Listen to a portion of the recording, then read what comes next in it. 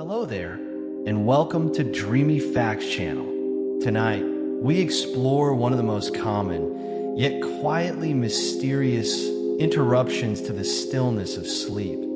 The journey to the bathroom in the deep hours of the night. For many, this is a routine frustration, a fragment of time stolen from rest, often attributed simply to aging or a tired bladder. But what if this nighttime awakening was not merely a biological shortcoming, but a delicate, intricate dialogue within your body? A conversation between ancient rhythms and modern life, between hormones and hydration, between the depth of your sleep and the whisper of your kidneys. Tonight, we will not approach this with alarm, nor with a list of frightening consequences. Instead, we will wander gently through the quiet science of nocturia, the medical term for nighttime urination. We will listen to the story your body is telling through this nightly signal. We will explore the symphony of your circadian biology, the ebb and flow of hormones you rarely think about, and the fascinating way your brain modulates even your bladder's voice as you dream. This is not a lecture on what is broken, but a meditation on how you are wired. So, wherever you are, settle in. Let the weight of the day leave your shoulders. Notice the rhythm of your breath, the support beneath you. There is no problem to solve here tonight, only a quiet curiosity to satisfy. Let us begin this gentle exploration together. To understand the nighttime journey, we must first visit the quiet, tireless workers within you, your kidneys. Every single day, these two bean-shaped organs, each no larger than your fist, perform a monumental task. They filter approximately 170 liters of fluid from your blood. To visualize this, imagine 85 large 2-liter bottles of water. This vast river of fluid is processed, cleaned, and recycled with astonishing precision. Yet, from this torrent, only about 1.5 to 2 liters are finally excreted as urine. The rest, over 99%, is meticulously reclaimed and returned to your bloodstream. This is a continuous, humming process, a background function of life as constant as your heartbeat. But here is the first quiet secret. This process is not constant in its pace. Like so many functions in your body, it listens to the conductor of time, your circadian rhythm. During the day, when you are upright, active, and consuming food and drink, your kidneys are in their day shift. They work at a certain pace to manage the influx. However, as evening descends and you begin to relax, a subtle shift occurs. In preparation for the restorative state of sleep, your body aims to preserve its fluid balance and minimize sleep disruptions. Part of this preparation involves a natural circadian-mediated reduction in the rate of urine production by the kidneys. It is a planned slowdown, a dialing down of the filtration lines intended to grant you a longer, uninterrupted period of rest. This rhythm is an ancient adaptation. For our ancestors, waking in the vulnerable dark to relieve themselves was not just inconvenient. It could be dangerous. The body, in its wisdom, evolved to consolidate this function into the safer daylight hours as much as possible. So, when you wake with the urge to go at 2 a.m., it is in a sense a break from this intended plan. It is a signal that something, perhaps a subtle misalignment, a gentle override, or a perfectly normal phase of sleep, has prompted the night shift to become a little more active than designed. The journey begins not in the bladder, but in the silent, rhythmic filtering of the kidneys, guided by a master clock that is trying its best to let you sleep. If the kidneys are the filtration plant, then there's a very specific hormonal conductor guiding their nighttime slowdown. Meet antidiuretic hormone, ADH, also known as vasopressin. Its name tells its story. Antidiuretic means against excessive urine production. This hormone is released by your pituitary gland, a pea-sized structure at the base of your brain, and its primary mission is water conservation. Think of ADH as the keeper of your internal reservoirs. When it is released into your bloodstream, it travels to your kidneys and instructs the microscopic tubules to reabsorb more water back into your body. It effectively puts a water saver label on your kidneys' function, reducing the volume of urine produced and concentrating what remains. This is crucial for maintaining your blood pressure and hydration, especially when you're not drinking, like during sleep. Critically, the release of ADH follows a clear circadian pattern. Its levels in your blood naturally begin to rise in the late evening and peak in the middle of the night. This is a deliberate biological strategy. As you enter your sleep window, your body amplifies the signal to conserve water, further suppressing urine production to support long, stable rest. It is a hormonal curtain drawn close to protect the sanctity of your sleep. Therefore, waking with a full bladder can often be traced not to an overactive bladder, but to a relative lull or disruption in this nocturnal ADH signal. If the circadian release is blunted, or if something overrides it, the kidneys do not get the strong water saver message. They continue filtering at a more daytime-like pace, producing more urine volume that eventually fills the bladder ahead of schedule. Many factors can gently influence this delicate hormonal rhythm, which we will explore, not as errors, but as fascinating interactions between your body and your lifestyle. Here lies another profound layer of sleep science. Your brain's awareness of these signals changes dramatically with your depth of sleep. During deep, slow-wave sleep, stages 3 and 4, your brain is engaged in profound restoration. Memory consolidation, tissue repair, and glymphatic cleansing are prioritized. In this state, your brain's threshold for external and internal signals is very high. It is as if a do not disturb sign is hung on the door of your consciousness. The gentle stretch signals from a filling bladder are often ignored or dampened, allowing you to remain immersed in deep, restorative rest. This is why you can often sleep for 6 to 8 hours without needing to wake, even with some urine production occurring. The vulnerability arises during lighter stages of sleep, stage 1, stage 2, and particularly during REM, rapid eye movement sleep. In these stages, your brain is more active, while REM sleep is crucial for emotional processing and creativity. It is also a state where your brain is closer to the surface of wakefulness. The sensory gate is more porous. In this lighter sleep, the same bladder signal that was ignored during deep sleep can now cross the threshold into awareness. It becomes a noticeable sensation, enough to prompt a shift toward waking, especially if the bladder is moderately full. Furthermore, as the night progresses, the architecture of sleep naturally changes.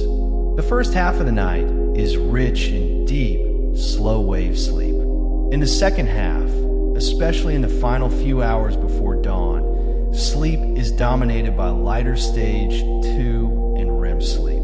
This means that even with perfect hormonal function, you are biologically in a more vulnerable state for awakenings in the pre-dawn hours. A bladder filling at 5 a.m. during a REM period is far more likely to wake you than the same volume at 1 a.m. during deep sleep. Thus, the timing of your awakening is a dance between your bladder's fill rate and your brain's ever-cycling depth of slumber. Our exploration now turns from chemistry and neurology to simple, beautiful physics. Consider the state of your body as you prepare for sleep. You've been upright all day. Under the influence of gravity, fluid, the water component of your blood, naturally tends to pool slightly in the veins of your lower legs and feet.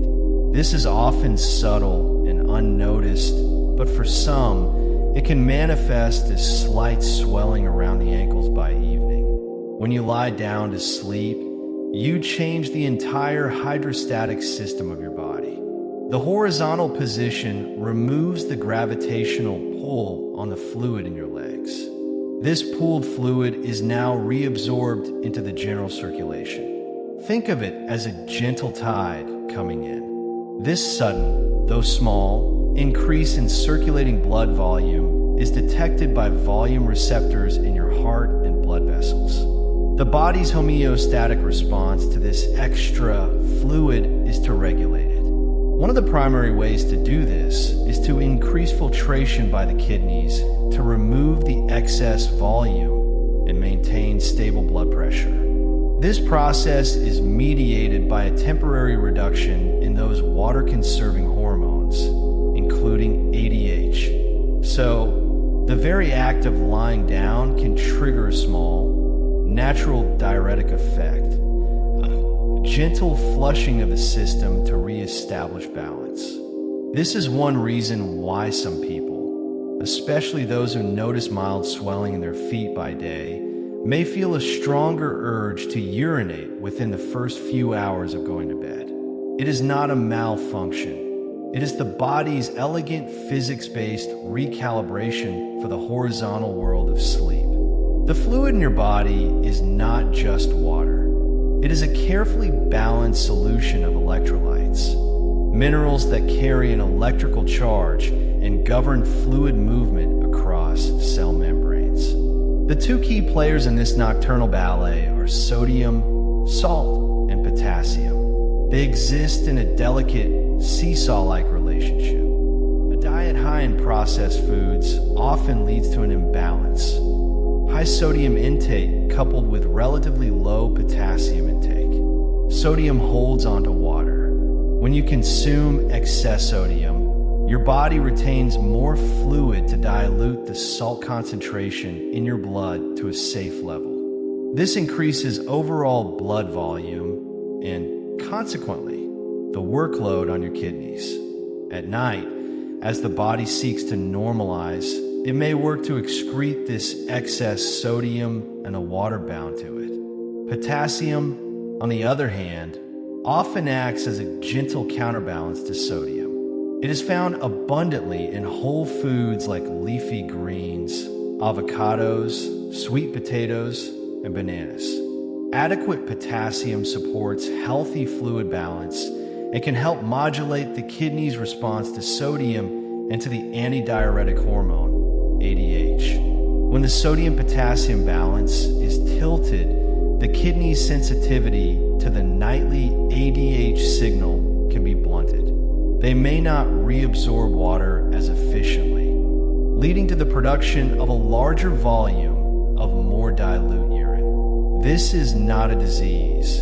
It is a gentle nudge from your day's dietary choices, echoing into the quiet of the night. It's a reminder that the body is an integrated system, where the minerals on your dinner plate quietly converse with the hormones of your midnight. One of the most metabolically influential factors in nighttime urination is the level of glucose or sugar in your bloodstream. Under normal conditions, your kidneys are superb at reclaiming all filtered glucose, returning it to your blood.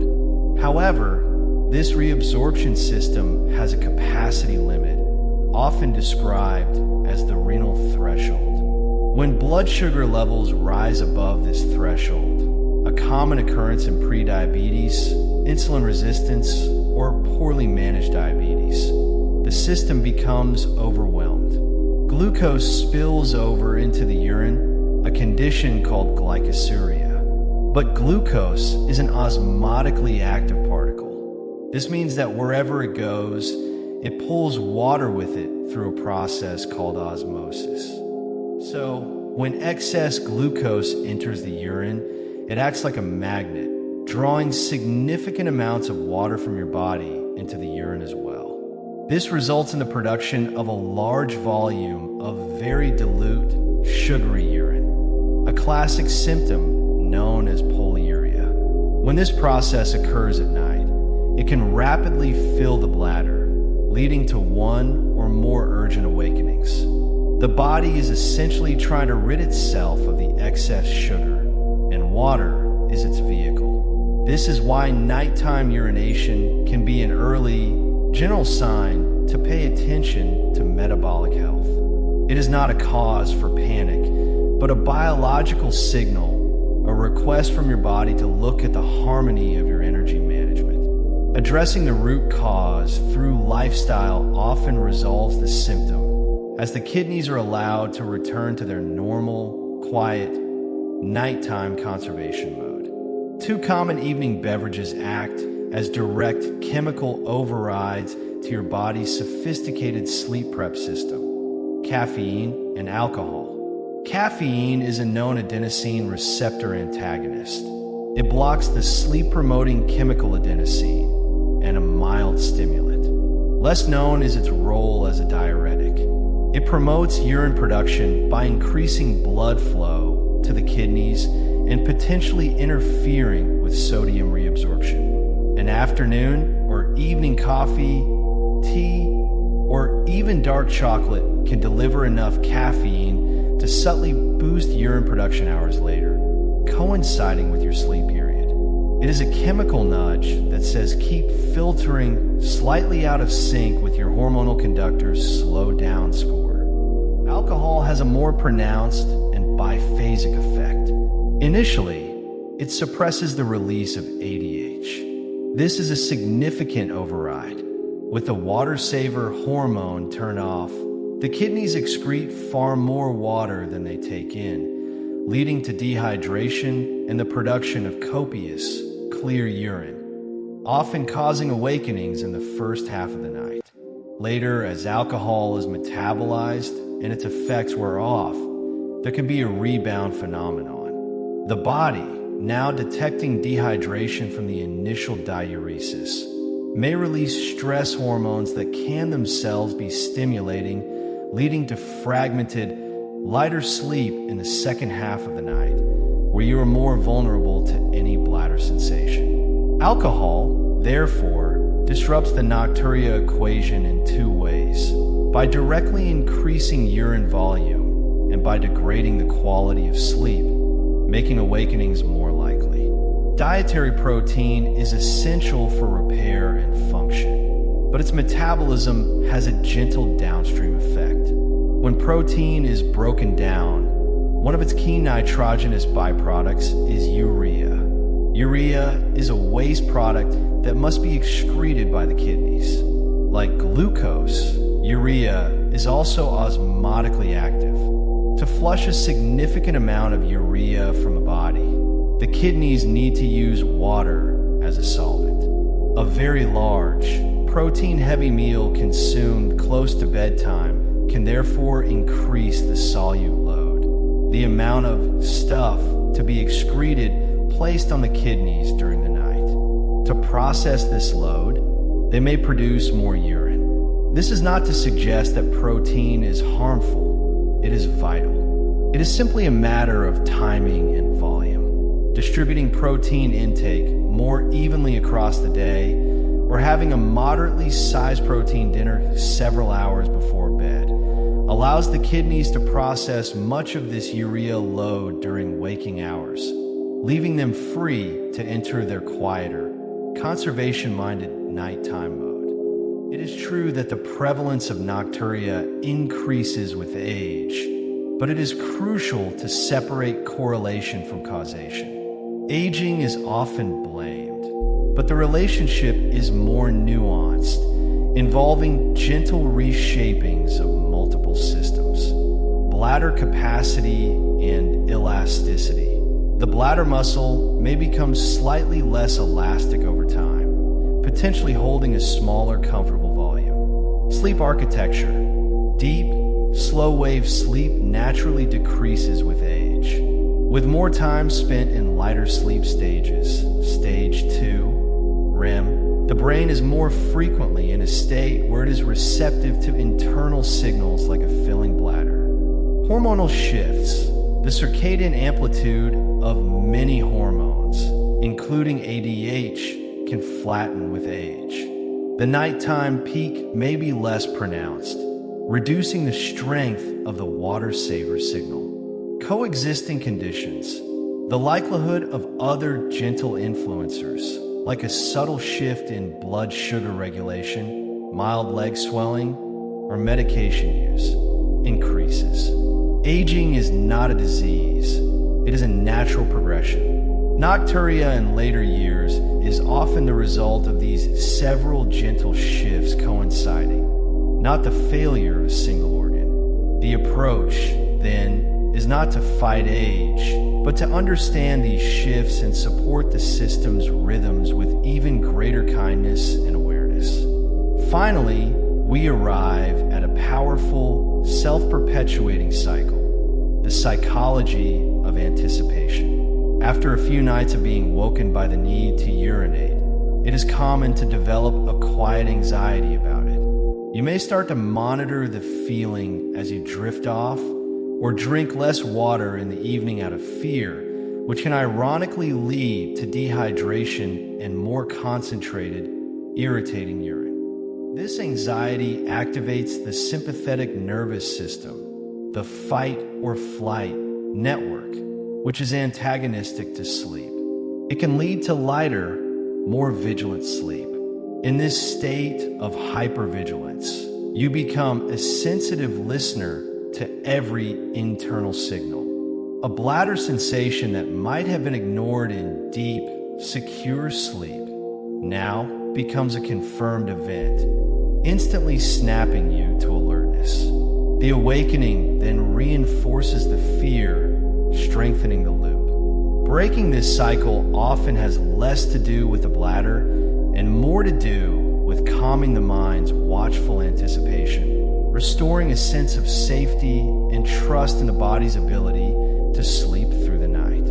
So, what is the path forward from this understanding? It is not a path of drastic restriction or medical alarm, but one of gentle alignment, harmonizing your daily rhythms with your body's innate nocturnal wisdom.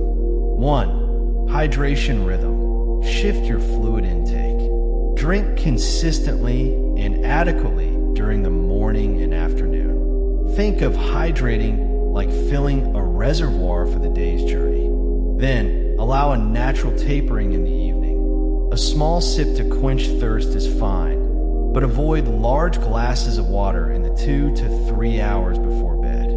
This respects the kidney's natural circadian slowdown. 2. Evening nourishment. Be mindful of the evening meal. Enjoy a balanced dinner, but consider moderating extremely salty foods, large portions of simple sugars or refined starches, and very large, protein-centered plates right before bed. A light, whole foods-based evening snack, if needed, is preferable to a heavy, late feast.